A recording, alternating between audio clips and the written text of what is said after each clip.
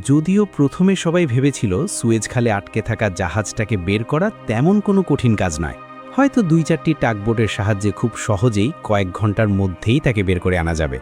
কিন্তু এই সহজ ব্যাপারটাই জটিল হয়ে যায় যখন ৩০০ টন পুলিং পাওয়ারের টাগবোট দিয়েও জাহাজটিকে মুক্ত করা তো দূরের থাক, ১ সেন্টিমিটার নড়ানোও সম্ভব হলো না।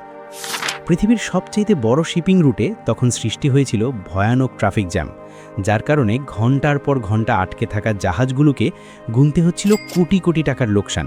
আর এজন্য যত দ্রুত সম্ভব রেস্কিউ টিমকে ডেকে আনা হয়েছিল। ডজনেরও বেশি এক্সক্যাভেটর নিয়ে আসা হয়েছিল উদ্ধার কাজের জন্য, কিন্তু তবুও এই সকল প্রচেষ্টাই বিফলে চলে গিয়েছিল। ৬ দিন পর্যন্ত যখন সকল প্রচেষ্টাই বিফলে চলে যায়, তখন প্রাকৃতিক ক্ষমতাই এই কঠিন বিপদ থেকে সকলকে উদ্ধার করেছিল। কিন্তু কিভাবে? তো চলুন আজকের ভিডিওতে সেটাই জেনে নেওয়া যাক।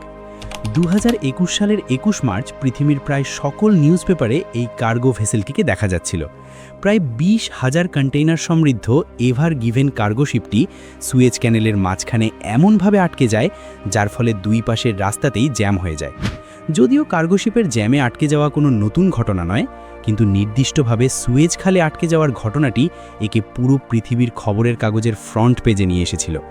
আমরা সকলেই সাধারণত জানি সুয়েজ খাল হলো মানুষের তৈরি ১৯৩ কিলোমিটার লম্বা এবং ২০০ মিটার চওড়া একটি চ্যানেল, যা কিনা শিপিং ইন্ডাস্ট্রির জন্য আশীর্বাদ স্বরূপ। আগে ইস্টার্ন কান্ট্রি থেকে কার্গো শিপগুলো পুরো আফ্রিকান কন্টিনেন্ট ঘুরে ইউরোপ পাড়ি দিত, কিন্তু এখন সুয়েজ ক্যানেলের ব্যবহার এই শিপগুলোর শুধুমাত্র যাত্রার সময়ই কমায় না, বরং সেই সাথে প্রচুর ফুয়েল অর্থাৎ জ্বালানি বাঁচাতেও সাহায্য করে। এভার গিভেন শিপ এই চ্যানেলে আটকে যাওয়ায় পুরো পৃথিবী জুড়ে টিভি চ্যানেল এবং নিউজ পেপারে প্রশ্ন উঠেছিল। সবাই এটাই জানার চেষ্টা করছিল যে আসলে এটা কিভাবে আটকে গেল। আর ১৪ ঘন্টা সময় পার হয়ে যাওয়ার পরেও যেহেতু একে উদ্ধার করা যায়নি, তাই পুরো দুনিয়ার শিপিং সাপ্লাই চেইন নেটওয়ার্কের উপরে সেটা কতটা প্রভাব ফেলছে তা নিয়েও আলোচনা শুরু হয়। এভার গিভেন মূলত ৪০০ মিটার লম্বা একটি ওভারলোডেড কার্গো শিপ। প্রায় $১ বিলিয়ন সমপরিমাণ সামগ্রী বহন করা এই শিপের কেবল কন্টেইনারের ওজনই ৩,৫০,০০০ টন, যা কিনা বোয়িং ৭৪৭-এর মতো ২,০০০টি এয়ারক্রাফটের ওজনের সমান। সুয়েজ ক্যানেল সাধারণত খুব বেশি গভীর না হওয়ায় জাহাজগুলো ক্যানেলের মাঝ বরাবর চলাচল করে, কারণ তীরের তুলনায় মাঝের দিকে গভীরতা কিছুটা বেশি। এভার গিভেন শেনজেন থেকে যাত্রা শুরু করে ১৪ সপ্তাহের মধ্যে নেদারল্যান্ডসে পৌঁছে যাওয়ার কথা ছিল। সাধারণত সুয়েজ ক্যানেল সকালের দিকে ক্রস করা হয় যখন বাতাসের গতি স্বাভাবিক থাকে, কিন্তু সেদিন অন্য দিনের তুলনায় ঘটনা উল্টে যায়। সেদিন সুয়েজ খালের উপর দিয়ে প্রচণ্ড বাতাস বয়ে যাচ্ছিল, তাই কিছু শিপ সুয়েজ চ্যানেল ব্যবহার করা থেকেও বিরত ছিল। কিন্তু এভার গিভেনের ক্যাপ্টেন ভাবেন তিনি এই বাতাস সামলে ক্যানেল পার হতে পারবেন। অবশ্য এতে শিপের ক্যাপ্টেনের সম্পূর্ণ দোষ ছিল না, কারণ শিপিং বিজনেসে ক্যাপ্টেনদের উপর অনেক চাপ থাকে, বিশেষ করে আর্থিক দিক থেকে। শিপ সময়মতো না পৌঁছলে প্রচুর পরিমাণ আর্থিক ক্ষতির সম্মুখীন হতে হয়, সেই সাথে শিপের পরবর্তী বুকিংও বাতিল হতে থাকে। সুয়েজ ক্যানেলের স্যাটেলাইট ভিডিও দেখে মনে হতে পারে সোজা সাপটা এই ক্যানেল পার হওয়া অনেক সহজ, কিন্তু বাস্তবতা পুরোটাই উল্টো। সকাল ৭টায় শিপ নিয়ে ক্যানেলে প্রবেশ করার পরপরই ক্যাপ্টেন তীব্র বাতাসের মুখে পড়েন। যদিও শুরুতে বাতাসের তীব্রতা খুব বেশি ছিল না, তাছাড়া এসব শিপকে সমুদ্রে অনেক বড় বড় স্রোত আর বাতাসের সম্মুখীন হতেই হয়।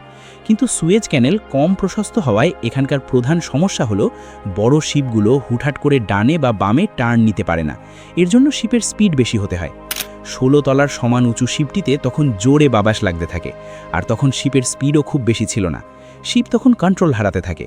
এই সমস্যা দূর করার জন্য ক্যাপ্টেন শিপের স্পিড বাড়িয়ে দেন, কিন্তু তখন বাধে আরেক বিপত্তি। শিপের স্পিড বাড়ানোর ফলে ক্যানেলের দুই পাশে হাই প্রেশার জোন আর লো প্রেশার জোনের সৃষ্টি হয়, আর শিপটি লো প্রেশার জোন থেকে হাই প্রেশার জোনের দিকে সরে যেতে থাকে। ফলে শিপের সামনের অংশ চ্যানেলের এক পাশে আর পেছনের অংশ অন্য পাশে আটকে যায়। ব্লক হয়ে যায় পুরো ২০০ মিটার ক্যানেলের শিপ চলাচলের রাস্তা। সুয়েজ ক্যানেল দিয়ে প্রতিদিন ৭০টিরও বেশি জাহাজ চলাচল করে, কিন্তু তখন কোভিড-১৯-এর জন্য পুরো বিশ্বের সাপ্লাই চেইন বিঘ্নিত হয়েছিল। চীন থেকে বেশি বেশি পণ্য রপ্তানি হচ্ছিল, ফলে সুয়েজ ক্যানেলে শিপের চাপও খুব বেশি ছিল।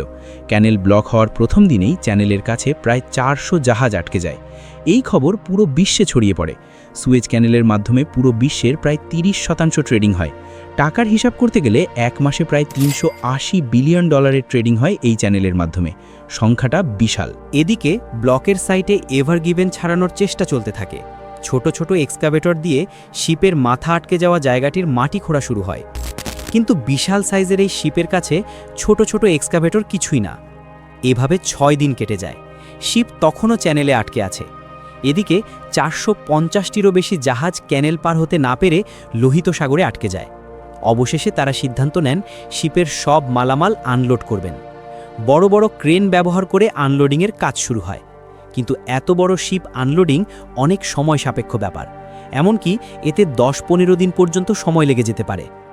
অবশেষে 28 মার্চ এই সমস্যার সমাধান হয়ে যায়, না কোনো মানুষের দ্বারা, বরং প্রকৃতির সাহায্যে। 28 মার্চ ছিল সুপারমুন। আমরা সবাই জানি সুপারমুনের সময় অনেক বড় বড় জোয়ার আসে এবং সেই সময় সমুদ্রের পানিও বেড়ে যায়। সমুদ্রের পানি বেড়ে অতিরিক্ত পানি সুয়েজ খালের মধ্যে ঢুকে পড়ে, ফলে এভার গিভেন অনেকটাই উপরের দিকে উঠে যায়। এরপর মাত্র 2টি টাগবোটের সাহায্যে অনেক সহজেই সেটিকে সঠিক পজিশনে আনা হয়। তারপর টাগবোটের সাহায্যে সাবধানে টেনে এভার গিভেনকে সুয়েজ ক্যানেল থেকে বের করা হয়। ফগ হর্ন বাজিয়ে এর সেলিব্রেশন করা হয়। 6 দিন ধরে সুয়েজ ক্যানেল বন্ধ থাকায় স্টেক হোল্ডারদের প্রায় $57 বিলিয়ন লোকসান উঠতে হয়। ব্লক খোলার পরেও বাকি আটকে থাকা শিপগুলো সুয়েজ ক্যানেল পার হতে আরও 1 সপ্তাহ সময় লেগে যায়। এই ঘটনার দ্বারা পুরো বিশ্ব বুঝতে পারে বৈশ্বিক অর্থনীতিতে আর আমাদের জীবনেও এই শিপিং চ্যানেলের গুরুত্ব কতটা বেশি।